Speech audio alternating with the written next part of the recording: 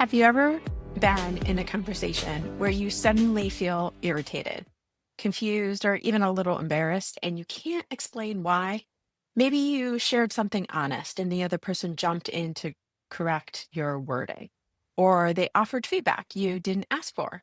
And now you feel thrown off, annoyed at how much it bothers you, and even a little lost in your own thoughts. You start thinking, why did that bug me so much? Am I overreacting? Why can't I get back on track? And do they even see me right now? If that sounds familiar, stay with me because by the end of this video, you're going to understand exactly what's happening in the moment like this, why your body reacts the way it does, and how to respond with a calm, clear limit that honors your needs without spiraling into self doubt, confusion, or shutdown. Once you see the pattern, you can't unsee it.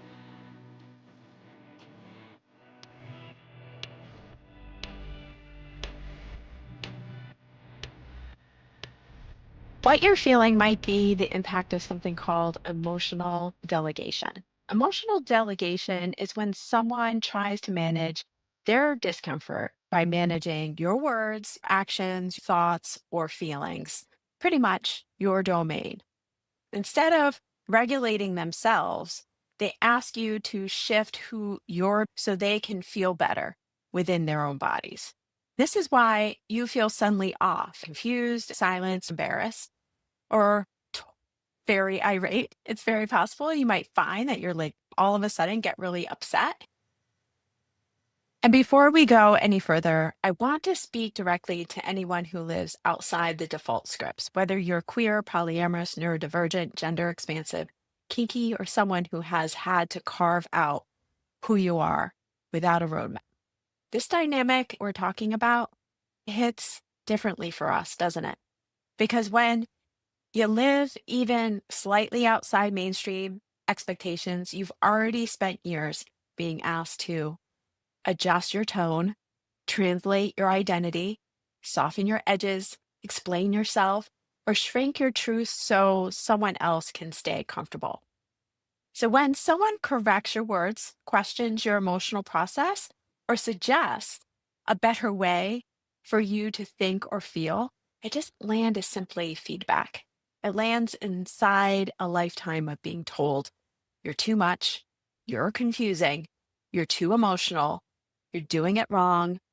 For people who are queer, polyamorous, or identity expansive, emotional delegation can feel like a subtle replay of the message. If you were different, I'd feel more comfortable. That can make you feel misunderstood, out of place, and even alone. There is nothing wrong with how you speak, feel, process, or make sense of the world. What feels odd or misunderstood is usually not you. It's someone else's limited capacity for discomfort. Your job isn't to make yourself easier to digest. Your job is to stay connected to yourself, even when someone else struggles to meet you there. And the tools we're about to talk about will help you do exactly that. So let's do it. Here are the three underlying psychological patterns happening beneath the surface. Number one, taking responsibility for someone else's emotions. The other person feels uncomfortable and hands that emotional labor to you, often disguised as feedback or help. Number two, projecting their discomfort onto your process. Your emotions activate something in them, so they shift the focus to what you should change. They appear caring, but the care is a smokescreen for avoiding their own emotional work. These three mechanisms are what make emotional delegation feel so confusing and disorientated. Here are the three most common forms it takes. Number one, controlling your words. It might sound like, I think that word is too heavy. Use this one instead. It feels better. Number two, controlling your actions. If you did it this way, you get a better result. You really should change how you're doing it so that you can feel more light. Number three, controlling how you think or feel. If you reframed it, you wouldn't feel that way. Try thinking about it differently. Each one shifts the emotional burden away from them and onto you. Maybe they're starting off and feeling uncomfortable with the situation, and they're not saying, instead, they're like, hey, I know you l- want to go to X, Y, and Z, but I know if I'm there, you might feel uncomfortable. So I won't go if you feel uncomfortable. But they never say anything about how they feel, what they want. That's usually the telltale sign in all of this. They use a lot of yous and usually tell you how to do something. And you're like, hang on, I don't remember ever asking. That wasn't even the topic at hand. You get hit over the head and turned in their direction so that you can focus on taking care of their emotions. You're opening up to your friend and you say, I'm trying to sit with what's coming up without rushing past it. And your friend jumps in, oh, instead of sit with it, maybe say, lean into it. It sounds more empowering. If you say sit into it, it's like you're stuck. So you want to feel like you're going into it. Your truth activated their discomfort in some. And instead of sitting with it, they corrected you. And that's emotional delegation. A lot of the time, it comes with a lot of emotion hidden underneath because they're not saying, hey, I'm feeling a lot of discomfort. When you say sit with it, it really makes me feel stuck. I feel tense in my body and I'm not quite sure. I'm curious. Words are words, right? And it might be true, might not be true, doesn't really matter. Most likely, you are just talking and wanting to be heard. And that's part of this equation. So we're going to go to three signs. First, you're in emotional delegation. This is how you'll know. Number one, you leave the conversation feeling confused about yourself, but clear about them. Their comfort rises, like they're feeling better, but you're not feeling so great. And probably whatever you were talking about just got turned around into something else. Number two, you start editing, rehearsing, and softening your words. You start tiptoeing around them to manage their emotional capacity. Your expression becomes protection instead. Number three, their feedback centers what feels good for them, not what's true for you. Those two might be completely different. We are all very different. And being able to recognize that and be compassionate toward that is so important.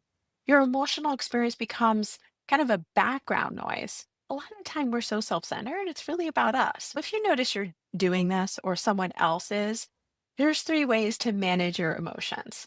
Whether you're delegating or someone is delegating onto you, these tools help you stay grounded so you can see what's actually happening. Number one is practice mindful naming. This is discomfort. Name what's going on inside of you. I can allow it without fixing anything. I can just be here with it. Even name it out loud. This interrupts the impulse to control someone else's experience. So if you're on the other side and you're the one trying to control the situation because you're feeling really uncomfortable in the moment and you notice, oh, I wasn't really listening to them. Instead, I was trying to either fix them or tell them what to be or pretend I know more than they do. If you just say, hey, hang on, I need to take a moment for myself. I have some real discomfort with whatever's being talked about. Can you allow for me to just take this moment and breathe through it? I would like to be here for you. In order to be here for you, I have to not be in this place. And that's what's happening for me right now. Sometimes we can do it without talking about it. Sometimes we have to say, hey, I just need a moment. My capacity is way more depleted than I realized. And You might not even be able to come back. That is okay. Be like, I'm not sure if I'm going to be able to come back. And then I'll have some awareness of what's happening with me. It might take 30 minutes. It might take 10 minutes. It might take 5 minutes. It might take a whole day. It really matters upon what's happening internally. Number two, set a simple internal boundary. Tell yourself their feelings are theirs. My feelings are mine. When you are triggered, it's really hard to step back, to go, ooh, okay, that bothers me because I'm not heard. Or the other person might be, if you're the person who's trying to control whatever that person's saying, doing, being, then it could be like, oh, wow, I'm noticing that these are my feelings and it's actually not about what's happening. And that's really hard to do because it's very easy when we're like, I don't like that. But to be like, there's something in me that's having a really hard time with this. I need a moment. I don't want to take it out on you. This keeps emotional labor from spilling across the boundary lines because your emotions are yours and there are theirs. We can share them, we can discuss them, but owning them has to happen first in order to have that real domain. So, number three, regulate before responding. Take one very slow breath, feel your seat, get yourself in the moment, feel the body sensations, and then respond from clarity, not urgency. And this might not happen in the moment. This is practice. Breathing is the first thing you can practice. And that might be as far as you can go. This time, next time, it'll be breathing and then going, I'm right here. Maybe you're talking on the phone. Maybe you want to look around. Put yourself in the place, in your body, in your feet, in your seat. Breathe. Taste something in your mouth. Smell something. Do all the sensations. Get yourself back here in the body. And then your third one is respond with clarity, not urgency. What is clarity? Naming the feeling for yourself first. To say, okay, my body's tense. Hey, my body's feeling really tense right now.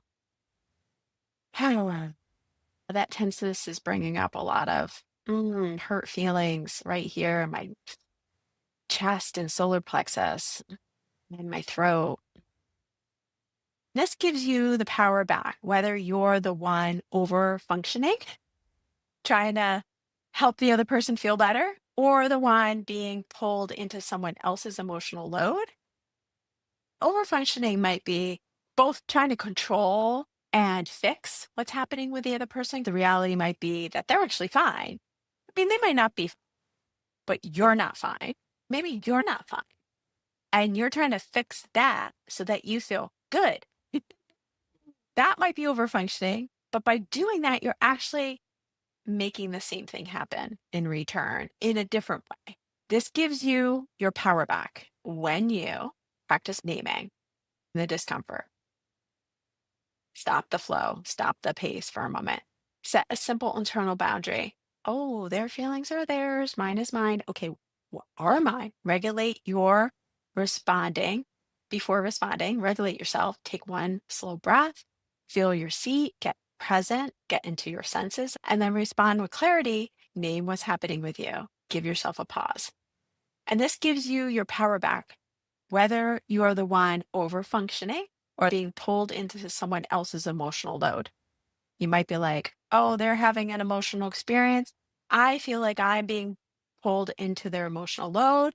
And how I deal with that is by fixing it and giving them guidance and trying to control it. And then the other person senses that, shuts down, or does whatever they might start yelling. They might have a fight response. They might have whatever response it is. And then they'll start, if they have a fawning response or a freeze response, eventually they might start tiptoeing around you, right? They might feel like they're being pulled in someone else's emotional load, your emotional load, because they're like, I can't have my own experience without having to fix myself to take care of them, right? So both of you are going to feel this way.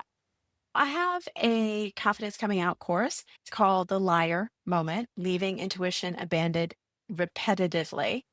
And it's part of the familiar framework that I teach. Your intuition whispered, this feels off. And that's your intuition, right? But your conditioning says, don't rock the boat, adjust for them because you feel uncomfortable when they feel uncomfortable. And it ends up being this codependent swap. Spotting emotional delegation is how you stop abandoning yourself in real time. Three short steps to spot it in real time. Number one, ask, do I feel clearer or more self doubt? Number two, notice if you're editing or shrinking your words. Your body always knows first. If you feel that retraction, that's probably, yes, I am editing and shrinking. Number three, name the moment. I think I just picked up their feelings and made them mine. Naming it is power.